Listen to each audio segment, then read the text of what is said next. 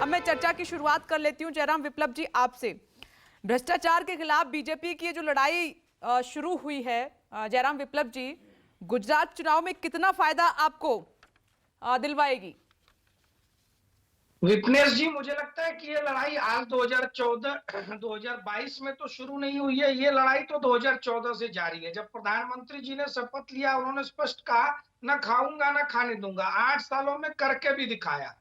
6,42,000 करोड़ की बैंक की रिकवरी हो या ईडी द्वारा 1 लाख करोड़ से अधिक की संपत्ति जब्त करना हो या भागे हुए लोगों की संपत्ति जब्त करना हो, ये तमाम चीजें हमारी सरकार ने धरातल पर उतार कर दिखाया है। और बीते 8 सालों में बेदाग शासन, केंद्र की सरकार के ऊपर एक कोई आरोप नहीं, एक कोई धब्बा नहीं। एक बार झूठ बोलने की कोशिश हुई थी तो एक बहुत बड़े नेता को सुप्रीम कोर्ट में लिखित तौर पर माफी मांगनी पड़ी थी।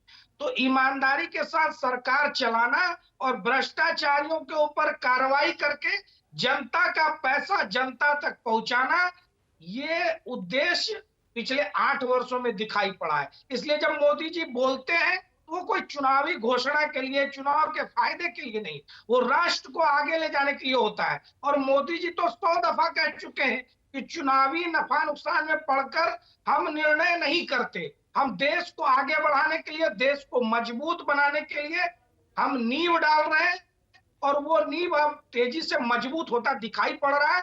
चारों तरफ इसकी चर्चा है, चाहे वो भारत की तेजी से बढ़ती हुई नहीं, ये तब कैसा या लगता है जब विपक्ष ये सवाल उठाता है कि जब नेता दूसरी पार्टियों पे होते हैं तो वो भ्रष्टाचारी होते हैं और जब वो बीजेपी ज्वाइन कर लेते हैं तो वो दूध से धुल जाते हैं। तब कैसा लगता है, तब ये लड़ाई कैसी लगती है आपको भ्रष्टाचार के खिलाफ?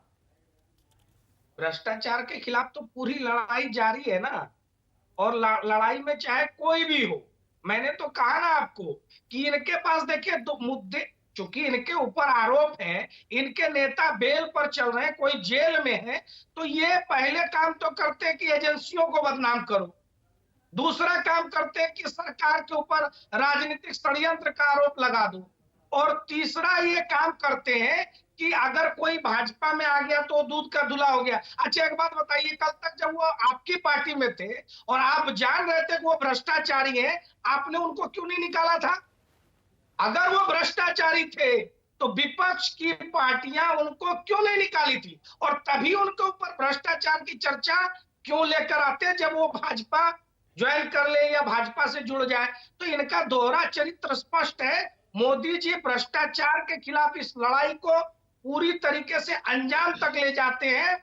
और उन्होंने डीबीटी, डायरेक्ट बेनिफिट ट्रांसफर और जैम जैसे प्रयोगों से छोटे छोटे स्तर पर भी जो मिडिलमैन थे, जो जनता का पैसा खाते थे, जो केंद्र से 1 रुपया चलता था और राजीव जी के, मनमोहन जी के जमाने में केवल 15 पैसा पहुंचता था, उसको मोदी जी ने रोका। 1 रुपया चलता है, सीधे 1 रुपया जनता के खाते में, लाभार्थी के खाते में पहुंचता है। तो मोदी जी ने देश को पारदर्शी व्यवस्था दी है, भ्रष्टाचार मुक्त व्यवस्था की ओर तेजी से देश आगे बढ़ रहा है। मैं ये नहीं कहूंगा कि 100% भ्रष्टाचार मुक्त हो गया, लेकिन पूरी मंशा के साथ, पूरे मनोयोग के साथ मोदी जी और हमारी सरकार इस काम में। ठीक है सुरेंद्र जी, आप सुन रहे हैं, बातों से साफ पता चल रहा है गुजरात, हिमाचल और फिर कमिंग इलेक्शन 2024, इसमें साफ तौर पर झलक दिखाई दे रही है कि बीजेपी भ्रष्टाचार के खिलाफ जो एक्शन ले रही है उसको मुद्दा बनाएगी। तो मेरा सवाल आपसे यह कि आपको प्रभावी क्या लग रहा है,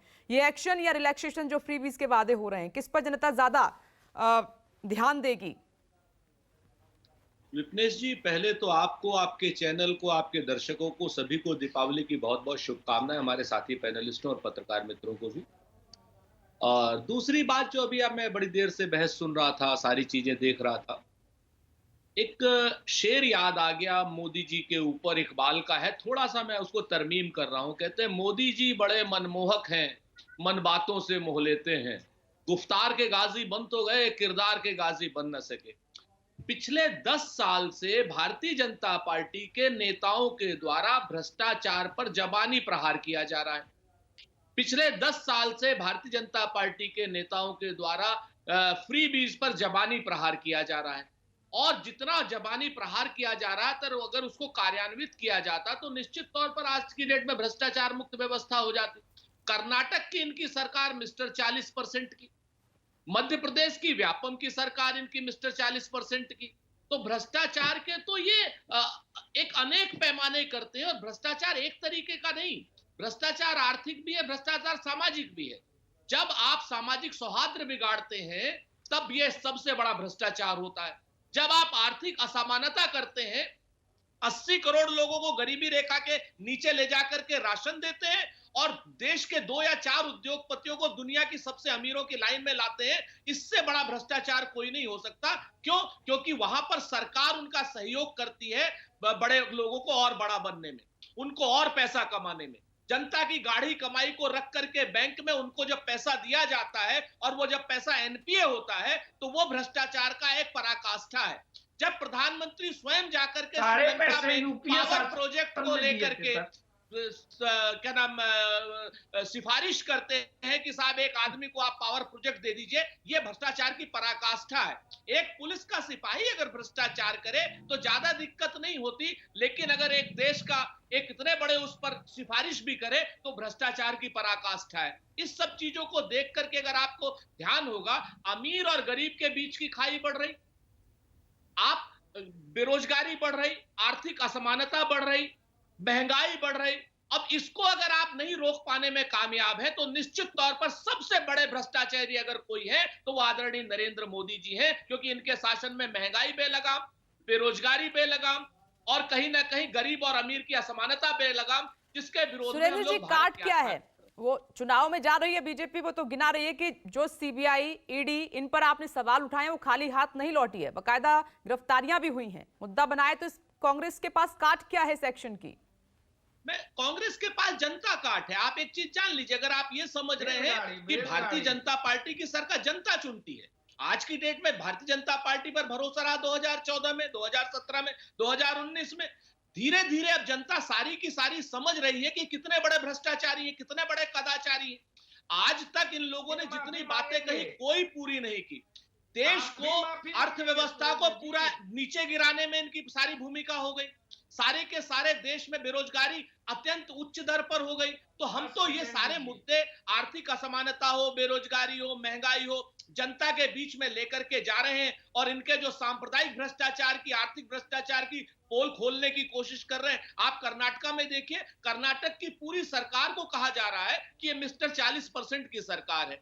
तो ये सब के सब कहते हैं ना कि समंदर ये तेरी खामोशी कुछ और कहती है, मगर साहिल पे टूटी कश्तियां कुछ और कहती हैं। और मेरी आंखों ने देखे शहर के कई मंजर, लेकिन अखबार की सुर्खियां कुछ और कहती हैं। आप इन लोगों को भ्रष्टाचार मुक्त सर्टिफिकेट सब लोग देते रहे, लेकिन इनका भ्रष्टाचार सामने आ रहा है आर्थिक असमानता के रूप में, बेरोजगारी के रूप में, महंगाई के रूप में। नमस्कार, मैं हूं मानक गुप्ता। अगर आपको हमारा ये वीडियो पसंद आया हो तो इसे लाइक और शेयर जरूर करें, और हां, हमें सब्सक्राइब और फॉलो करना ना भूलें ताकि आप देश और दुनिया की कोई खबर मिस ना करें। तो जुड़े रहिए हमारे साथ और देखते रहिए न्यूज़ 24।